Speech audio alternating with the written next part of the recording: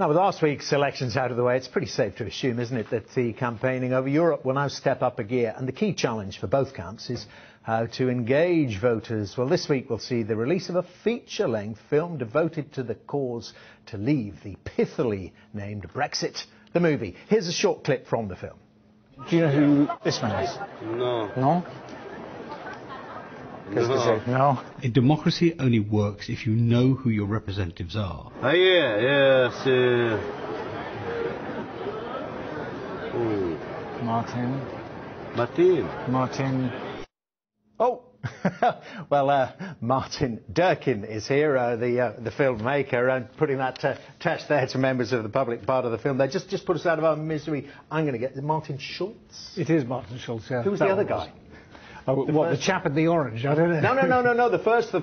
I haven't got a clue who he was. Well, there we are, and that's part of your point, isn't it, by making this film about faceless bureaucrats running everything that concerns... Yeah, I think people use the faceless bureaucrat thing as a kind of insult, but actually there's a terribly serious thing there, which is that, you know, we don't know how the organisation works. I could put some questions to you, I'll spare your blushes, because you don't know how the organisation works. So many sort of political journalists, politicians don't. They don't know who the people are, and of course we didn't elect them. Not the MEPs, who don't have very much power at all, but the actual people we didn't elect. So the idea that we are submitting ourselves to the authority of an organisation we don't know who runs it, we didn't elect them, but they've got the powers to impose on us laws that we have no democratic power to repeal.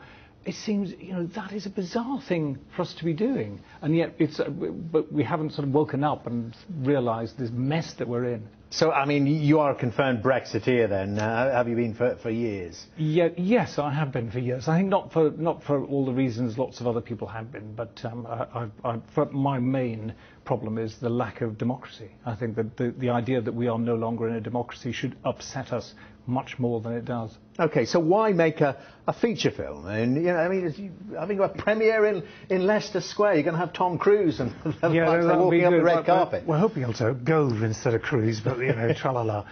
Well, I think the difficulty is getting the argument across. For years, I mean, I think that, you know, places like the BBC, which I think have been deplorable in their coverage of the EU, less so Sky, well, you know, but deplorable for years about the European Union, and these arguments have not been put across.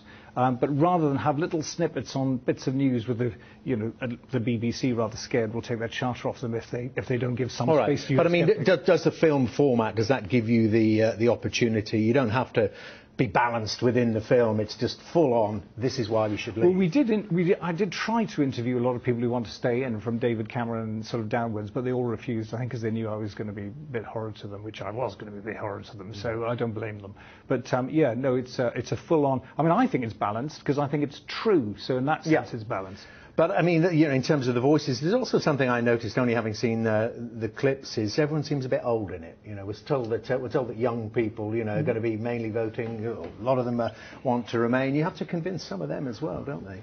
I do. I always think that people should be. I try to put people in my films who are really good, and I don't care, you know, what their age is or anything else. Well, there's a lot of the usual suspects, as they might be termed. Well, I quite like those. But I get people who are really articulate and passionate. I think there is a problem with young people that they're kind of looking at the EU as if it's a kind of interrail pass, and, you know, they think, oh, the EU's nice because I'd like to go around, you know, Spain and go to Prague. And, you know, it is a very entertaining film, so hopefully it will appeal to. I mean, you've got a line on there, haven't you, from Daniel Hannan, the Eurosceptic MEP, saying precisely that a lot of people just think, oh, the EU's good because, you know, I can change my money into euros, then I can go ridiculously frivolous reasons. We're being tempted by these baubles of, you know, lower mobile phone charges to give up our freedom and democracy. And the difficulty is, I think a lot of the young people who are interviewed are kind of middle-class young people, and one of the problems is the EU is a project of the middle-class intelligentsia who like rivers of public funding going in their direction. And I know what you're going to say to this final question. I mean, it's a film. You know, on this subject, is it a good watch? I know you've just finished editing it, but I mean, we all like films. You know how films work. They've got to engage and entertain and keep you watching till the end. Does this do that? Oh, it's got songs. It's got got everything. You've got to see it. But I mean, it's better than that new Meryl Streep one I saw last night. Okay, isn't it just a lot of talking heads, though? No, there's lots of gags in there too, and sketches and stuff like that. So hopefully it's a bit of a romp. Okay, well, Martin Durkin, very good to see you. Thank you very much indeed. In the interest of balance, I guess I'm not allowed to say best of luck with the film, but enjoy the premiere of Brexit, the movie.